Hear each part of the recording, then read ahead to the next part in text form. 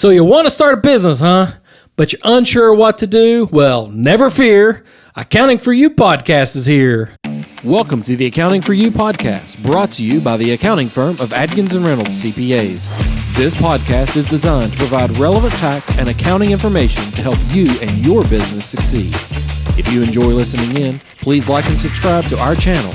Now, on to the show. All right, well, welcome back to the Accounting for You podcast. I am Chris Reynolds, CPA and partner with Adkins and Reynolds CPAs. And I am Jay Adkins, CPA and partner at Adkins and Reynolds CPAs. Well, Jay, we're going to talk today about starting a business. I can't tell you how many people say, man, I really want to own a business. And I'm like, do you really want to own a business? Because there's a lot to it. It's not just all fun and games. I've heard that many times over the years.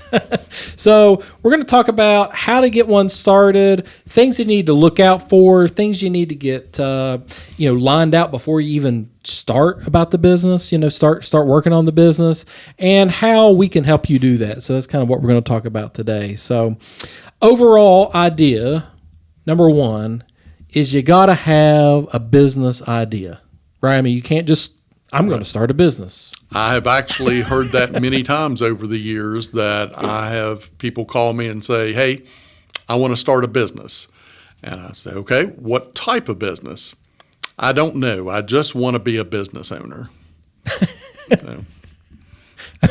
You got to have a general idea. I mean, I think that's the general takeaway there is you can't just have a business to have a business. You need to, are you going to sell something? Are you going to provide services? Are you going to drive something somewhere? I mean, what you got to have a general idea behind that, right?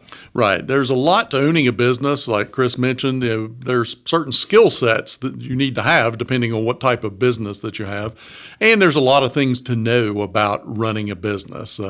It's not the idea that some people have of, if I just owned a business, I'll be rich. Right. And it's important to know, and I've seen this out of other people, and I've seen this, and clients have told me this. They think if you own a business, you must be a millionaire, even though you may have a really, really small business, but you kind of become a target for people. So keep that in mind. You don't want to be a target if you don't have to be. No. All right. So we've talked about already, you've got to have an idea for what kind of business you want. And with that comes a business plan. So, and the business plan is going to kind of give you a broad outline of, what you're going to do in the business, what you're going to sell or what you're going to service, how the business is going to operate. Are you going to need employees or not? And maybe even how to get out of the business, because you want to plan that exit in the beginning, because, you can set this business up, but one of these days, do you want to retire from it? Do you want to, and it continue on with family? Do you want to sell it? Do you want to just quit the business? So you maybe have some planning measures from the beginning to even see how to get out of it in the end. So, I have a lot of people come to me saying they've got this great business plan. What do you think about business plans?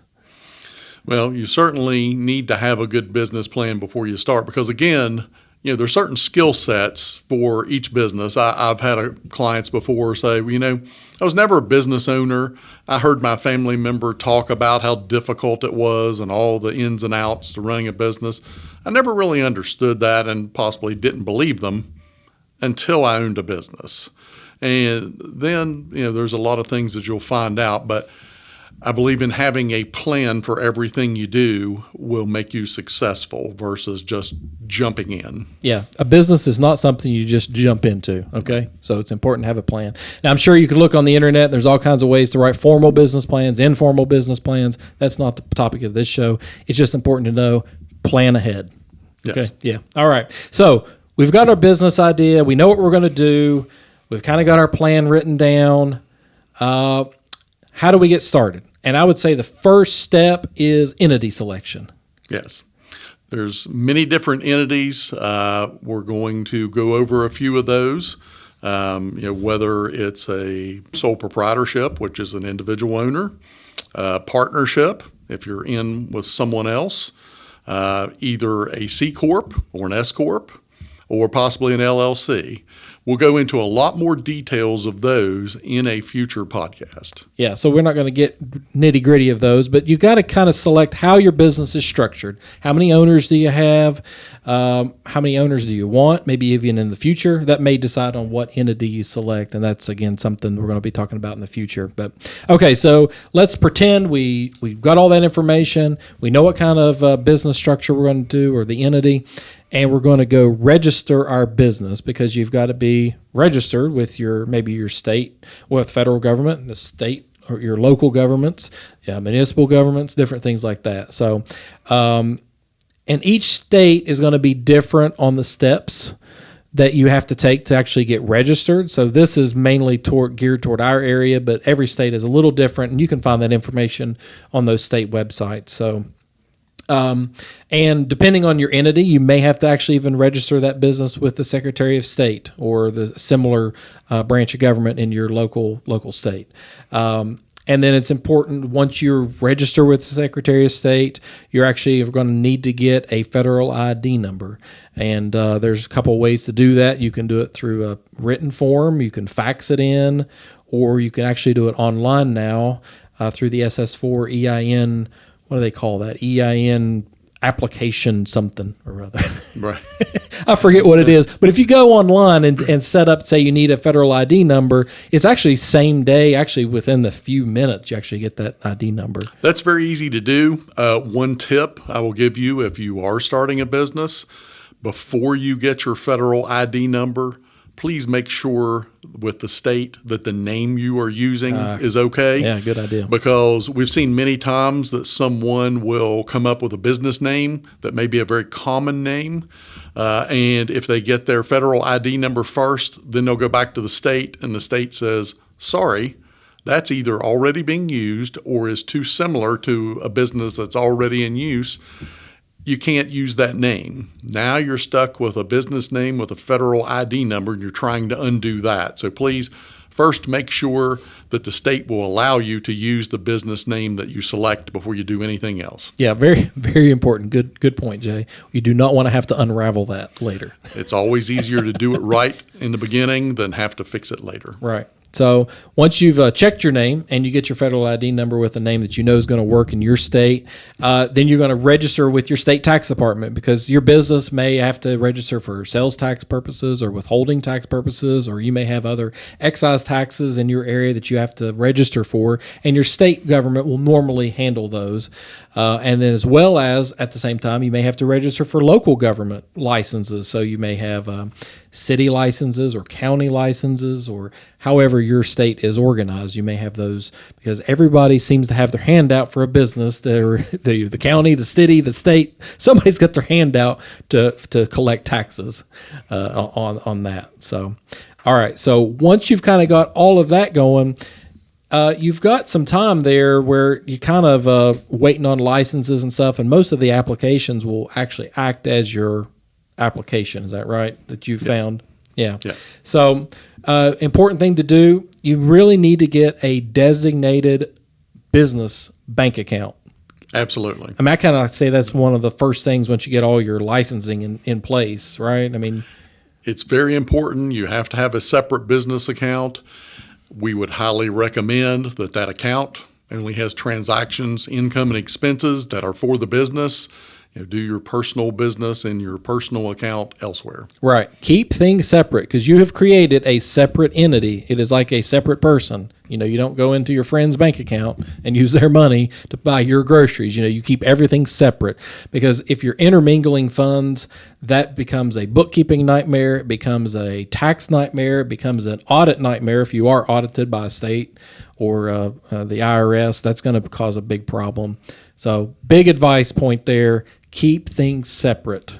I've seen many clients that have struggled with this, that they think, okay, I have a business that I own 100%. I have my personal money.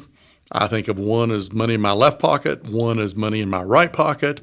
It's all the same because I totally own the business. I have total control. That's not the way the IRS and your state government will see it. It is a separate entity. Right. It needs to be kept separate. Yep. Keep it separate. Okay. Keep it separate. Silly. right? KISS method, sort of. Absolutely, yes. All right. So once you've got your bank account, now we got to pick an accounting solution for your business. And there's kind of 3 different ways maybe to go at this. And we're talking about the DIY method, do it yourself. There's a hybrid method where you do some of it and an outside agency, CPA firm, bookkeeping firm does part of it. Or there's going to be maybe even a turnkey solution where you're really going to focus on your business yourself, and you're going to let the back office type solution be handled by someone else. So when you think of DIY accounting, what are you thinking about? Normally, I think of the ones that are very small. I've had very small clients that come in and say, I don't even want to buy software, and I'll get them set up on a spreadsheet. Now, that's normally going to be the only the ones that are really small. For the most part, I would not recommend do it yourself for the ones that are maybe a single owner running a business, because it's more important to run your business and let experts help you with the bookkeeping or the accounting. Right. Yeah. And if you wanted to really do it yourself, though, I mean, you've got the spreadsheet option, you've got the desktop accounting software, there's cloud accounting software, and we had talked about that in a previous podcast about all the kinds of different softwares that you could use. But as the DIY guy, you're going to be running a business and keeping the books. Making sure sales tax returns are filed and withholding tax returns are filed, and your payroll taxes are done, your payroll's done for your employees if you have any. So there's a lot to consider there if you're doing a DIY. Again, your time may be better served handling your business and letting other people do your bookkeeping and that kind of work. So, all right. So then we got a kind of a hybrid method where maybe you're doing some of the bookkeeping work yourself.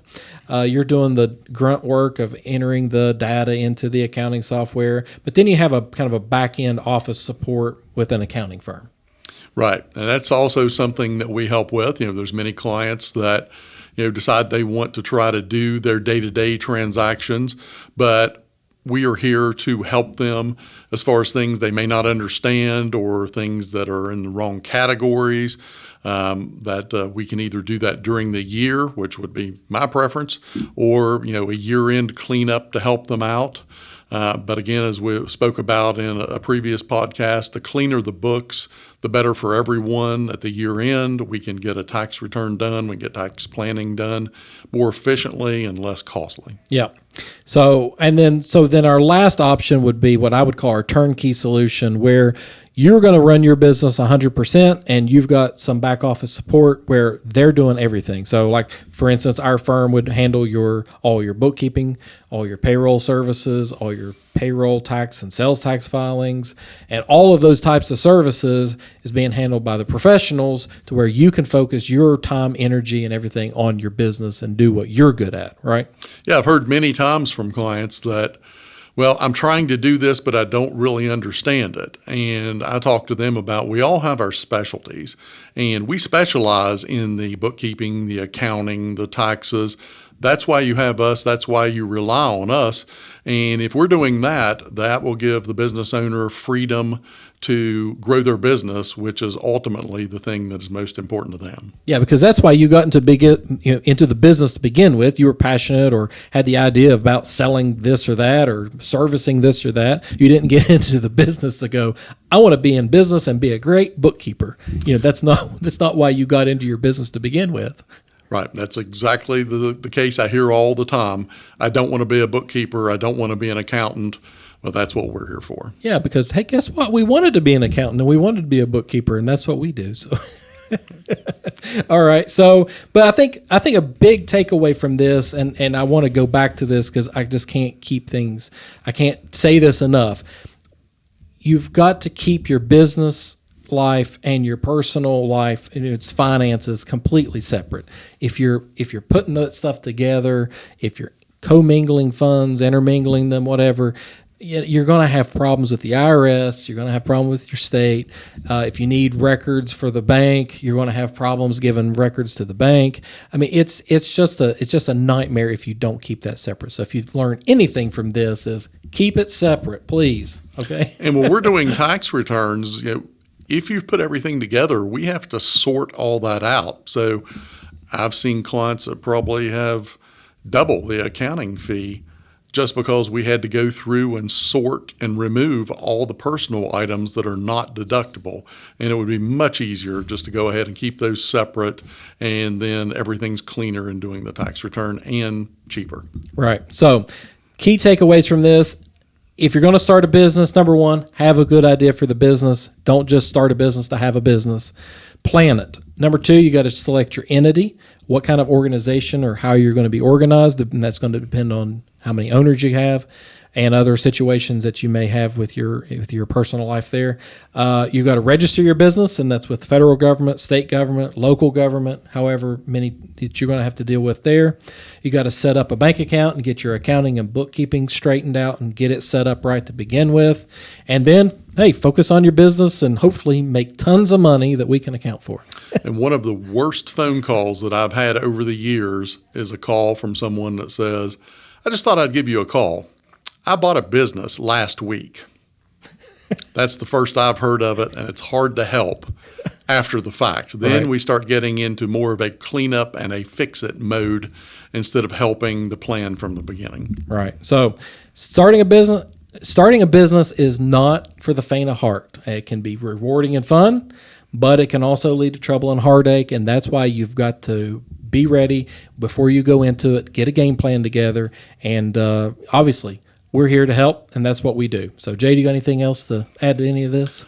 Just as we've mentioned, that it's much better to plan things out and do things correctly from the beginning than try to repair things later on. There you go. All right. Well, that's all we have for today on the Accounting for You podcast. If you have any questions, feel free to reach out to us on the website or call our office. And otherwise, we will see you next time. Thank you for taking time today to listen to our podcast. We appreciate listeners like you and ask that if you enjoy what you hear, please like and subscribe to our channel to ensure you receive the latest episodes as soon as they come out. If you have any questions about the topic we discussed today or would like more information on becoming a client, please do not hesitate to contact our office by visiting arcpas.com or theaccountingpodcast.com.